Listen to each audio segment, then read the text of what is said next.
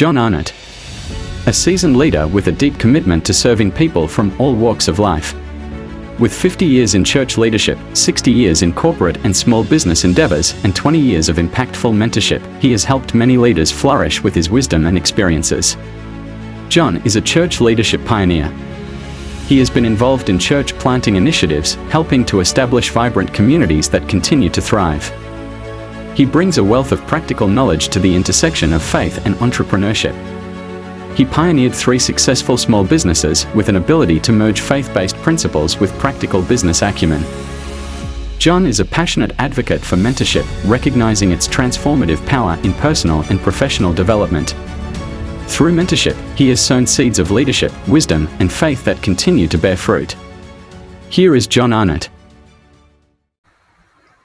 John, how do you define trust? What does trust mean to you? As a Christian, I often think about the verse that says, "Trust in the Lord with all your heart and don't lean on your own understanding." So trust has a very big dimension to it. It's more than just about people. It includes the creator of the universe. And so trust is the ability to unconditionally accept another person for their integrity, their strength of character, knowing that they will not fail you, they will not let you down. Their word is rock solid. Therefore, trust needs to be earned.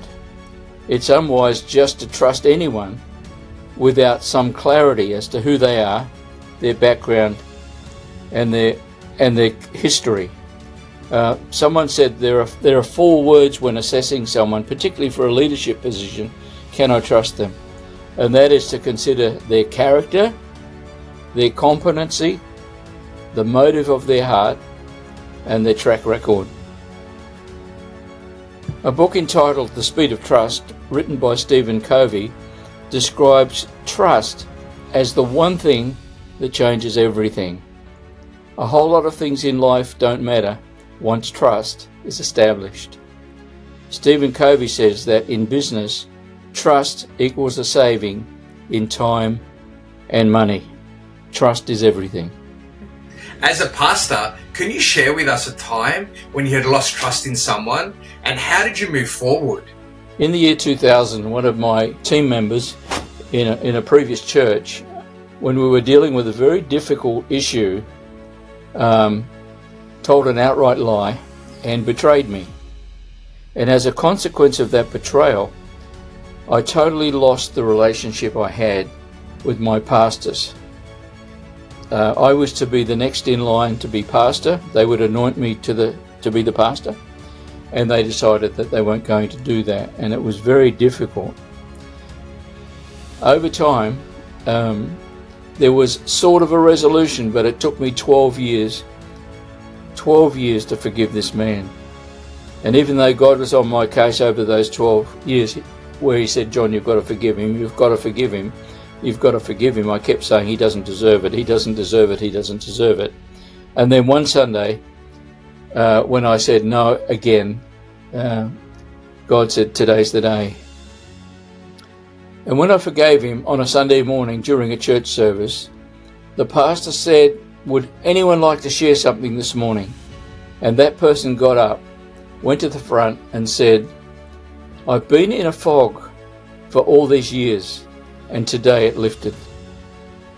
So that's the power of forgiveness in action. But it started out with a betrayal of trust. John, you mentioned about forgiveness. What does forgiveness look like to you?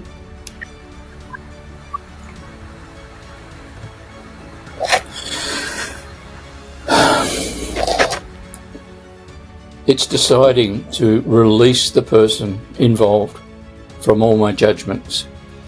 It was wrong, it may have hurt, but I no longer hold any bitterness, resentment or unforgiveness toward them. I totally release them from all my judgments, and I bless them. And I want them to be successful in everything they do. And so I can release them and not be affected anymore by whatever they did. Based on your 50 years of experiences and wisdom, how do you know who you can trust and partner with? Well, when you're trying to determine whether you can trust someone,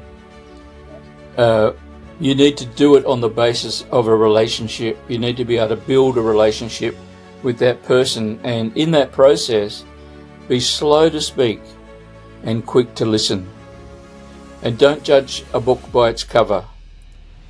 There are many aspects to people, and we need to give those aspects time to develop. First impressions are not always right.